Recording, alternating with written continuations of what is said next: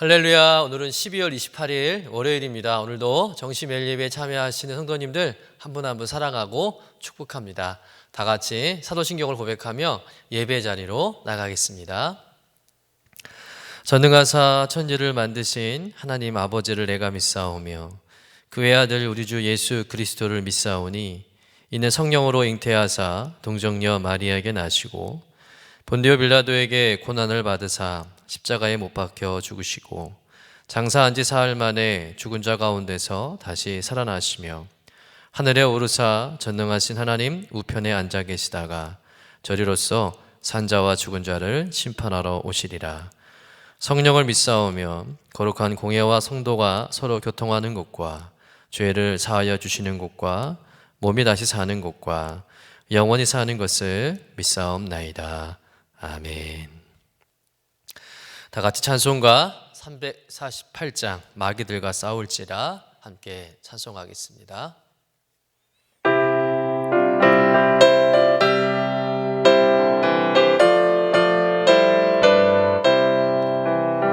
마귀들과 싸울지라 죄악 벗은 형제여 담대하게 싸울지라 저기 악한 적병과 심판날과 멸망의 날 내가 섰는 눈앞에 곧 다가오리라. 영광 영광 할렐루야.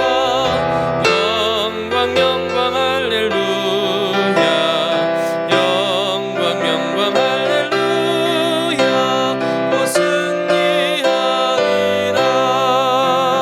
마귀들과 싸울지라 죄악 벗은 형제여 모함치는 우리들은 흉한 마귀 아닌가. 무섭고도 더러운 죄 모두 떨쳐버리고 주 예수 붙들라. 영광 영광 할렐루야. 영광 영광 할렐루야. 영광 영광 할렐루야. 곧 승리하리라.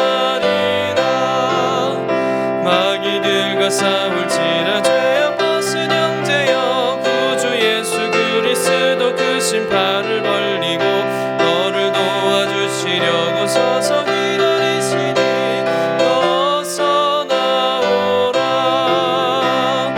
영광 영광 할렐루야. 영광 영광 할렐루야. 영광 영광 할렐루야. 곧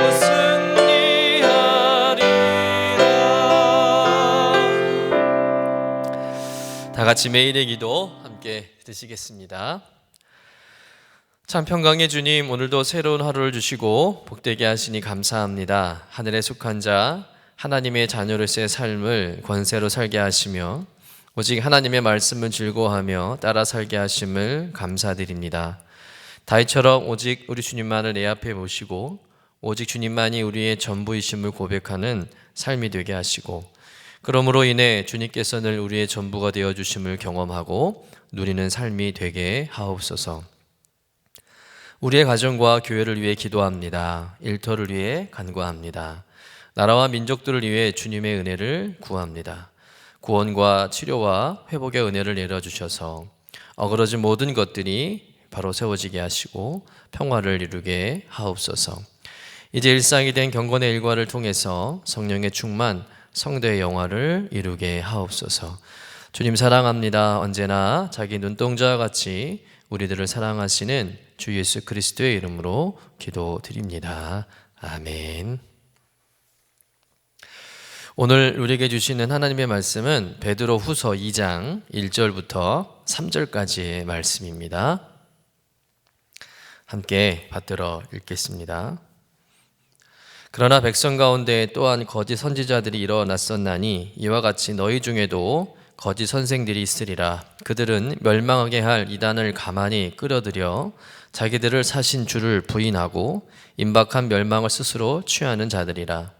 여럿이 그들이 호색하는 것을 따르리니 이로 말미암아 진리의 도가 비방을 받을 것이요 그들이 탐심으로써 지어낸 말을 가지고 너희로 이득을 삼으니 그들의 심판은 옛적부터 지체하지 아니하며 그들의 멸망은 잠들지 아니하느니라. 이는 하나님의 말씀입니다. 아멘.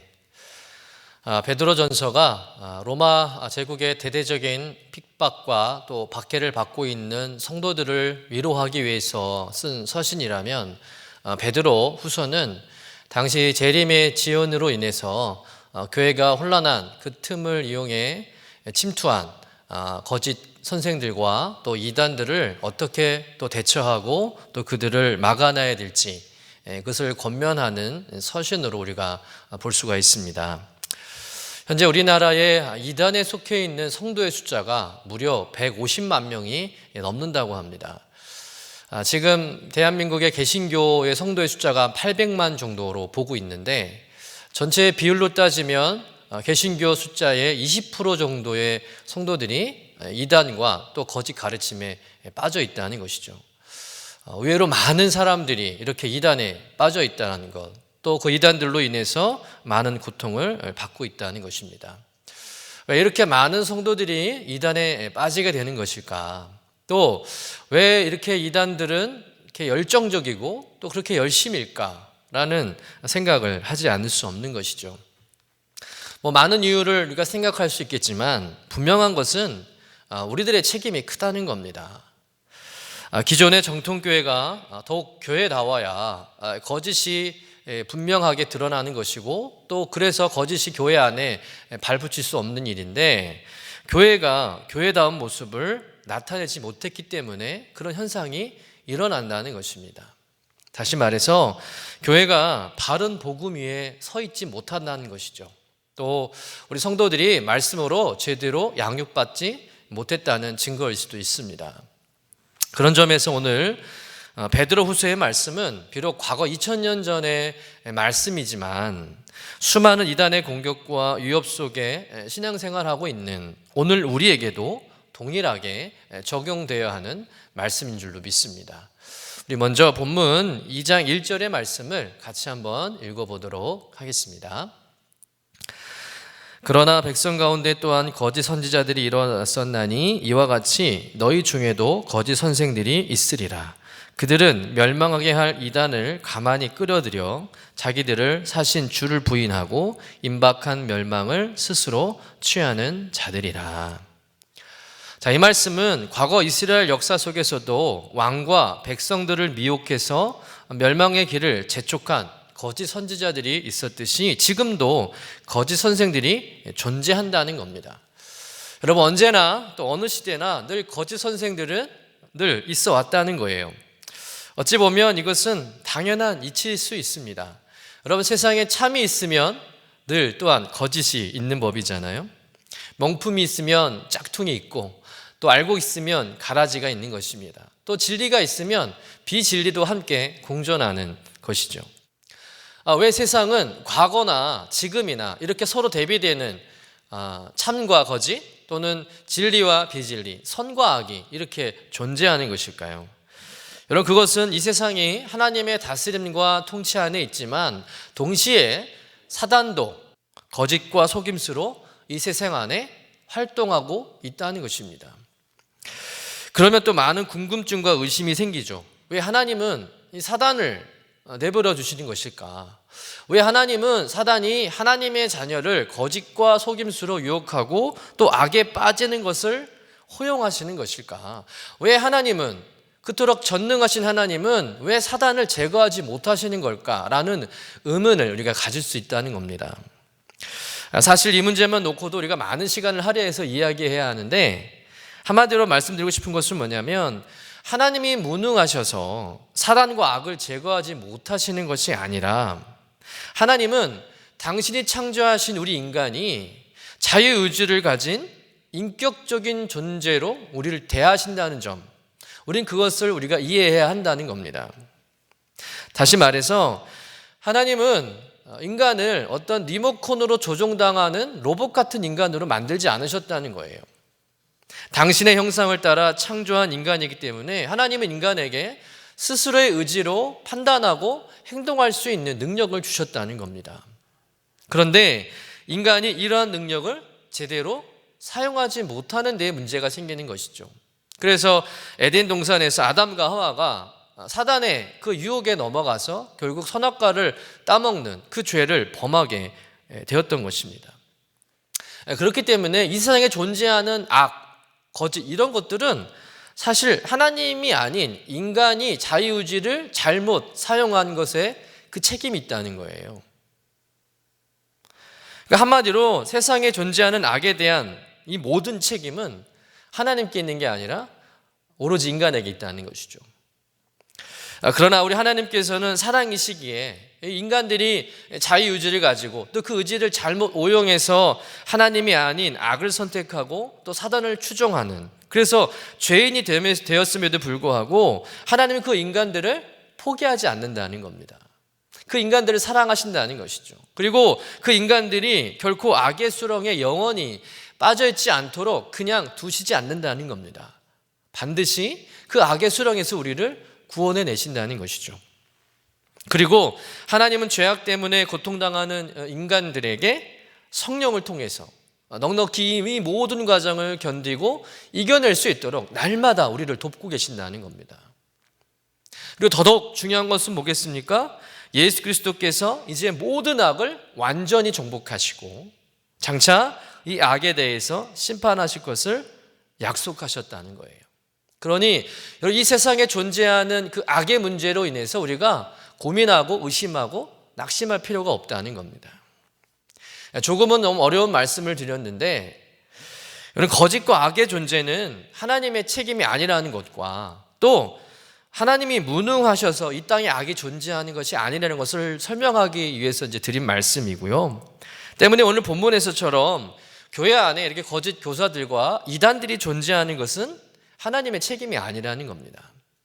중요한 것은 자유의지를 가진 성도들이 바른 믿음을 가지고 이 거짓과 이단들을 분별해내고 또 그들과 맞서고 또 그들을 이겨냄을 통해서 우리의 믿음이 더 성장하고 성숙하는데 그 초점을 우리가 맞춰야 한다는 겁니다. 사랑하는 성도 여러분, 복음이 시작되었을 때부터 지금까지 언제나 복음이 있는 곳에는 늘 이단도 함께 있었습니다. 그러니 왜 이단이 존재하는 것일까에 대해서 여러분 놀라지 마시고 당황하지 마시고 이상하게 여기지 마시기를 바랍니다. 거짓 선생들이 또 이단들이 주는 피해와 상처가 있겠지만 얼마든지 분별해낼 수 있고 또 대비할 수 있고 또 결코 그런 세력들에 의해서 교회가 망하는 일은 없다는 겁니다.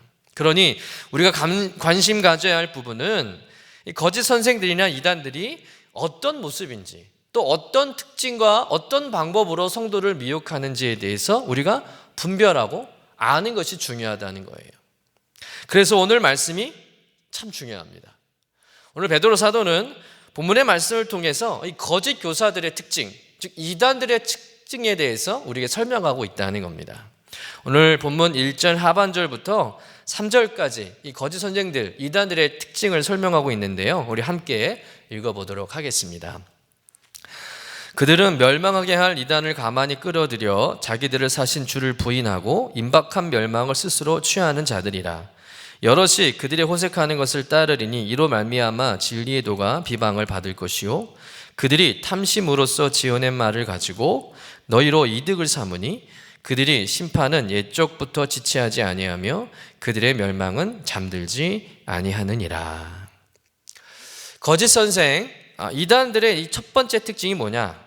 첫 번째 특징은 자기들을 사신 주를 부인한다는 겁니다. 여러분, 우리가 죄를 사함받고 또 죄의 자녀에서 하나님의 의의 자녀로, 거룩한 자녀로 우리가 변화된 것은 우리의 입장에서는 은혜로 또 값없이 거저 받은 구원이잖아요. 그런데 하나님의 입장에서는 그게 아니라는 겁니다. 하나님의 입장에서는 정당한 값을 치러내고 우리를 사셨다는 거예요. 어떤 값입니까? 바로 독생자 예수 그리스도의 피값이죠. 여러분, 그 피값을 우리가 치루어야 할 그 죄의 값으로 대신 지불하시고 우리를 죄에서부터 자유케 하셨다는 겁니다. 그 예수 그리스도의 피값 때문에 우리는 죄의 종에서 하나님의 거룩한 의의 자녀로 우리의 신분이 바뀐 거예요. 그러니 여러분, 우리의 소유권은 누구한테 있는 걸까요? 예수 그리스도께 있는 겁니다. 예수 그리스도가 우리의 삶에, 우리의 인생의 참 주인이라는 겁니다. 그런데 이 거짓 선생들의 가르침이 뭐냐면, 예수 그리스도께서 이미 우리의 죄값을 다 지불하였다면, 그래서 우리의 죄에 대해서 우리가 죽었고 우리가 죄에서 완전히 해방되었다면 이제부터 인간은 더 이상 죄를 지을 수 있는 일이 없고, 또 죄를 짓지 않으니까 회개할 필요도 없다고 주장하는 겁니다. 즉 인간은 완전한 자유를 누리게 되는 존재가 된 것입니다. 여러분, 이 말은 굉장히 위험한 말이에요. 왜냐하면 인간이 완전한 자유를 누리게 된 존재가 되었다는 것은 더 이상 인간에게 예수 그리스도가 필요치 않다는 것과 같기 때문에 그렇습니다. 결국은 자유하게 된 인간은 인간 자신이 주인이 되는 거예요. 더 이상 예수 그리스도가 주인 되심을, 또 그분의 주권을 인정하지 않는다는 겁니다. 자, 보세요. 복음의 처음은 같아요. 그러나 그 복음을 적용하고 이해하는 끝은 너무 다르다는 겁니다. 여러분, 이것이 이단의 모습이잖아요. 여러분, 이단에 사용되는 그 한자가 다르리, 끝단이지 않습니까? 여러분, 처음에는 성경이나 기독교 복음을 말하는 것 같았는데 끝에 가서는 전혀 엉뚱한 방향으로 논리를 만들어내서 성도들을 미혹한다는 거죠. 그래서 이단입니다. 거짓 선생들의 가르침은 예수 그리스도를 믿음으로 구원을 얻는다고 고백하는 것은 같아요. 그러나 실제 삶 속에서는 그리스도가 주인이 아니라 내가 주인된 삶을 살도록 이끌어간다는 겁니다. 우리를 값주고 사신 그리스도의 주권을 부인하게 만드는 거예요. 예수가 필요 없게 생각하게 만드는 거니까. 반쪽 복음을 믿게 하는 것이죠. 사랑하는 성도 여러분, 여러분은 예수 그리스도의 피값으로 우리가 구원받고 또 하나님의 자녀가 되었다는 것을 여러분 믿으십니까? 그리고 지금도, 아니 앞으로도 영원히 그 예수 그리스도가 내 삶의 주인 되심을 인정하고 믿으십니까? 이미 제사함 받았으니까 이제부터 내 삶은 내 것이라고 생각하고 또 내가 내 삶의 주인으로 여러분 생각하지 않으십니까? 내 삶은 내 것이 아니라 주님의 것이라고 인정하고 고백하는 성도는 시간을 함부로 사용하지 않습니다. 물질을 자기 마음대로 사용하지 않는다는 것이죠. 언제나 모든 일을 내 뜻대로 결정하는 것이 아니라 성령을 쫓아 행하고 하나님께 기도하고 결정하는 줄로 믿습니다. 사랑하는 성도 여러분, 반쪽 복음을 따라 살지 마시고 모든 삶의 영역에서 그리스도를 내 삶의 주인으로 인정하시는 여러분 되시기를 간절히 축원합니다. 두 번째로 거짓 선생들의 특징은 뭐냐면 호색한다는 것과 그로 인해 진리의 도가 비방을 받게 한다는 것입니다. 여기서 호색한다는 것은 좁게는 성적으로 방탕한 삶을 산다는 것이지만 넓은 의미에서는 생활 전반에 걸친 방탕함을 의미합니다. 쉽게 말해서 자기가 원하는 대로 막 산다는 겁니다. 이것은 구원을 받았는데 그리스도의 주권을 인정하지 않을 때 나타나는 자연적인 현상이라는 것이죠. 여러분 한번 상상해 보세요. 천국 가는 것은 이미 보장을 받았습니다. 거기에 더 이상 죄를 지을 수 없는, 그래서 회개할 필요가 없는 자유를 얻게 되었어요. 거기에 자기 자신이 자기 인생의 주인이 되었습니다. 즉 천국행 티켓을 확보하고 죄로부터 완전한 자유를 얻게 되고 자기 자신의 주인 된 인간은 어떤 인간이 될까요? 통제할 수 없는 괴물 같은 인간이 된다는 겁니다. 여러분, 더 이상 죄를 지을 수 없는 내가 주인이 되었으니까 아무렇게나 살아도 다 합법적인 거예요. 정말 브레이크 없는, 절제되지 않는 본성대로 산다는 것이죠. 방탕하게 살면서 온갖 죄와 더러운 일을 행하면서도 뻔뻔한 겁니다. 내가 뭐 잘못했어요? 우리가 더 따지고요. 그렇게 살아도 천국 간다고 생각하는 겁니다. 여러분, 이런 사람들 때문에, 이런 성도들 때문에 교회가 비방을 받게 된다는 것이죠. 예수 믿고 기독교인이 되었으면 더 도덕적이고 더 선하고 더 절제하고 더 겸손하고 이타적인 삶을 살아야 하는데 예수 믿고도 자기가 원하는 대로 산다는 것입니다. 자기밖에 모르고 또 게다가 잘못을 했음에도 그것이 잘못이라 여기지 않는 그 뻔뻔한 성도라면 결국은 세상에서 하나님의 영광만 가리게 되고 또 세상 사람들은 그렇게 이기적이고 부도덕하고 뻔뻔하고 방탕하게 사는 기독교인들을 보면서 예수가 전한 복음이 저 따위밖에 안 되느냐고 그렇게 말하면서 예수님까지 비난하게 된다는 것이죠. 진리의 도가 비방을 받게 되는 것입니다. 사랑하는 성도 여러분, 왜 우리가 예수 믿는 성도로서 세상에서 빛과 소금의 모습으로 살아야 하는가? 그것은 우리의 행실을 통해서 하나님의 그 선하심이 드러나기 때문에 그래요. 우리의 삶의 모습을 통해서 우리가 믿는 그 진리의 가치가 결정되기 때문에 그렇습니다. 여러분, 우리가 잘못 살면 결국 하나님의 진리가 훼손된다는 겁니다. 얼마 전에 불교계에 아주 유명한 스님이 계시죠. 해민 스님이라는 분에 대한 뉴스가 있었습니다. 정말 불교계를 대표하는 분입니다. 불교계뿐만 아니라 모든 사람들에게도 존경받고 사랑받는 정말 연예인급 대접을 받는 아주 유명하신 분이죠. 그런데 그분이 어마어마한 부동산과 재산을 가지고 있다는 것이 밝혀지면서 많은 사람들에게 실망을 끼치고 또 많은 비난을 받았습니다. 왜 그분이 그런 비난을 받았습니까? 평상시 본인이 스스로 불교의 정신인 무소유 정신을 강조하고 경쟁하지 않는 삶을 주장하셨습니다. 그런데 정작 자신은 무소유가 아닌 풀소유의 삶을 살았다는 것이죠. 거기에 많은 사람들이 실망한 겁니다. 말하는 것과 행동하는 것이 달랐기 때문입니다.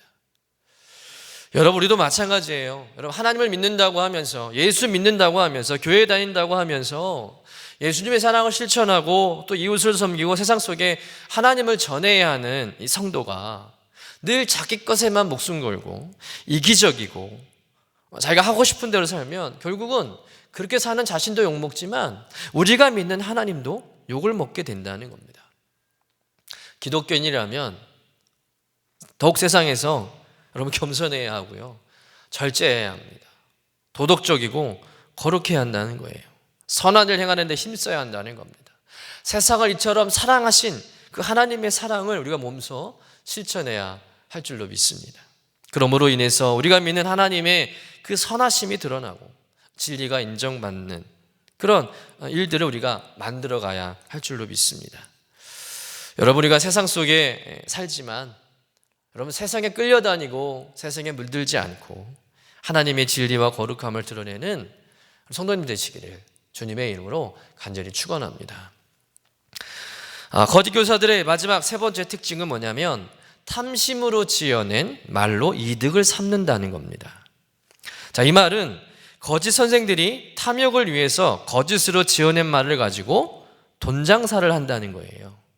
온갖 신앙적인 용어들을 다 동원해서 복과 형통을 가져다 두는 말을 지어내면서 성도들의 호주머니를 턴다는 겁니다.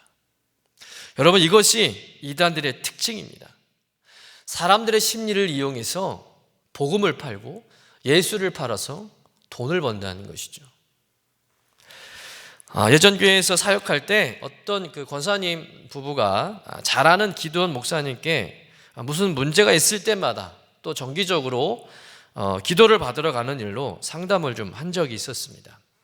그분들의 생각도 이건 아니다 싶어서 이제 상담을 요청한 건데, 근데 그 기도 원장 목사님이 기도를 해준다고 하니까 또 기도를 해줘서 문제가 해결된 적들이 있으니까 자신들이 어떤 문제가 생기기만 하면 연락을 하게 되고 그럼 오라고 하면 이제 가게 돼서 기도를 받는다는 것이죠.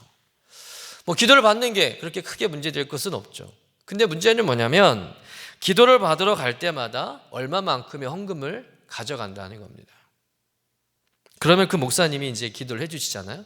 그럼 기도해주고는 이제 헌금을 드리고 오는 거예요. 그 목사님이 하시는 말씀이 이렇게 하라 저렇게 하라, 하나님께서 그렇게 내게 말씀하셨다. 그러면 이제 그분들이 그 목사님의 말씀대로 순종하는 거죠. 그리고 이제 헌금을 드리고 오는 겁니다.